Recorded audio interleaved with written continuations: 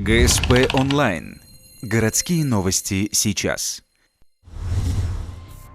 Стали известны первые подробности поножовщины, произошедшей в ночь на 21 декабря. По информации полицейских, 23-летний молодой человек прогуливался со своими знакомыми девушками. Компания привлекла внимание двух пьяных парней. Подвыпившие хулиганы затеяли ссору. После словесной перепалки один из них ударил потерпевшего ножом в живот. К счастью, ранение оказалось не смертельным. Пострадавшего доставили в городскую больницу номер 1. В ходе оперативно-розыскных мероприятий, проведенных сотрудниками отдела уголовного розыска, подозреваемое лицо было установлено.